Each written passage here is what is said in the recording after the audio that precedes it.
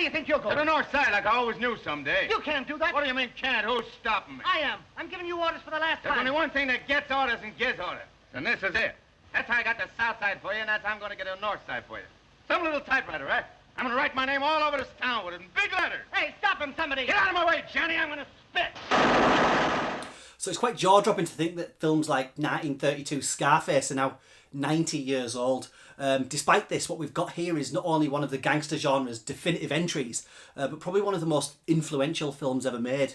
Now, a year prior to Scarface's release, we did get the James Cagney classic, The Public Enemy, which I do love. But this film, I feel, takes the rise and fall angle and dials it up as far, and in some cases further, than audiences and senses of the time could cope with. Now, of course, Brian De Palma would pay homage with a blistering remake in 1983, complete with 80s cocaine excess and wall-to-wall violence. But it's fascinating to revisit or discover this 1932 original, just to see how much De Palma was still able to use 51 years later. Let's take a look.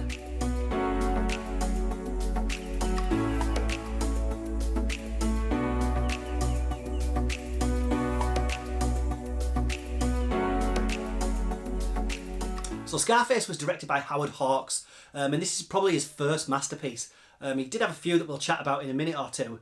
And here the film revolves around a mob boss's bodyguard who has ambitions to rise and become the biggest crime boss in Chicago during a conflict between opposing factions. And this guy's name's Tony Camonte, played by Paul Muni. His boss, Johnny Lovo, played by Osgood Perkins, is looking to make his dodgy dealings run like a legitimate business. But Tony's impatient and doesn't have the temperament for the subtle and soft approach. Where are you going? Who wants to know?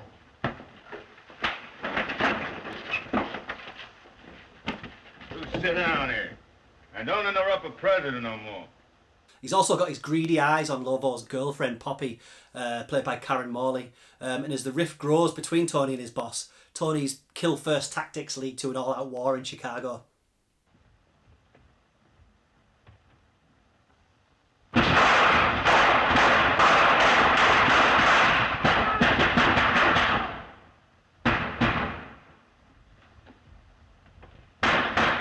So let's start with Paul Muni. He was a stage actor in a star-making turn here, and I think this was about his third film in a role he probably never better. He plays Tony Camonte, taking the character from classless thug to a slightly lesser classless thug with money and expensive suits. He plays the role so well and with such menace that you can believe him bullying his way into everyone's business. His attempts at romancing his boss's woman aren't too dissimilar in their bluntness. Glass and a steel body. I got myself a new house, too. Come up sometime? Yeah, I'll bring my grandmother. No kidding, you come up? Why don't you get yourself a girl, Tony? I'm working on that now. Yeah? Well, don't tire yourself out. The moments when he finds his sister in the arms of other men show a real primal rage coming out of him. And the subtle but sense-abating, incestuous undertones some of those scenes have probably wouldn't have survived after the Hays Code was fully adopted, just a couple of years after the release of this film. The kind of violence on show here was condemned back in the day, in this case for glorifying the gangster lifestyle. And here there's an opening text scroll which explains the film's objectives and even calls out the government's stance on it. There's a quite bizarre political scene in the middle of the film when a group of politicians present a call to action against organised crime. And the moment one of the actors even speaks directly to camera, addressing ordinary citizens to stand up and rally against this evil in our society. Such an odd little moment. You're trying to tell me you can get rid of the gangster by ignoring him, by keeping him off the front page. That's ridiculous. You're playing right into his hands. Show him up, run him out of the country. That'll keep him off the front page. Guys, I'm Stephen at Real Classic Film Reviews. I do appreciate you clicking on this video and hopefully being inspired to discover or rediscover this classic gangster movie. If that's the case, then click that little like button, and if you're a fan of classic films, consider subscribing. I'll appreciate it, and YouTube will like it, and spread videos like this to hopefully many more people.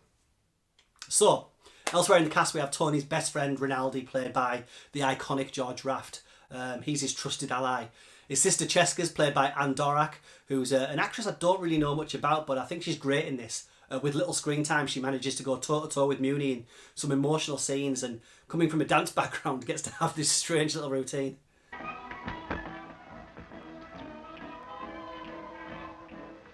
Like that music?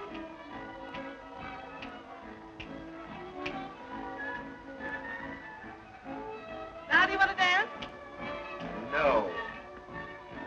Her relationship with Tony, although not taking up huge amounts of screen time, is ultimately what the movie hinges on. Is behavioural shifts brought on by his obsession with her. When she disappears to marry his best friend Rinaldi, his mind boils over, leading to a Shakespearean-worthy tragedy that pushes him towards a bullet-riddled finale. Hello, Tony.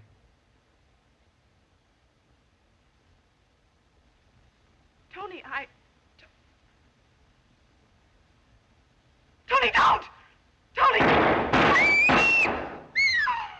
Elsewhere, we even get screen legend Boris Karloff as doomed rival gang boss Gaffney, a supporting role sitting between his portrayals of both Frankenstein's monster and the mummy. Here he's famously gunned down in a bowling alley ambush. And films like this are fascinating. They offer no real heroes to root for, and the fates of most involved can pretty much be guessed at quite easily.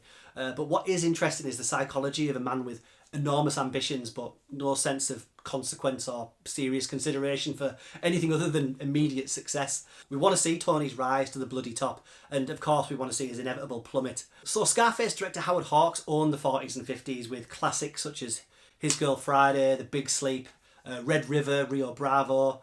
He's got a formidable filmography. He made over 20 movies throughout the 20s and 30s, but Scarface is unquestionably his finest hour during that period. Thrown into the mix, there's long tracking shots, explosions and bullets flying, car chases and car crashes, Hawks accessing all the toys the studio had to offer. Scarface was only one of 2 novels credited to author Armitage Trail, real name Maurice R. Coons, who based his work on the exploits of Al Capone. Trail never got to see the film based on his work, as he died of heart failure at the age of 28. Now, Brian De Palma's 1983 version, which I do love, is twice the length of this one, but I don't think ultimately manages to say anything different. And there's even been a further remake rumoured for years now, which would be interesting to see how times have moved on, from Tommy guns and brass knuckles in the 30s to rocket launchers and chainsaw death in the 80s to who knows what. And its story and themes are still quite relevant today. Maybe every 4 or 5 decades we need a warning sign of how the American dream can be easily taken advantage of and distorted, and how greed and misguided ambition can turn men into monsters like Tony Camonte. Go check it out. I never did anything to anybody. I never hurt anybody. Nah, you get somebody else to do it for you. No.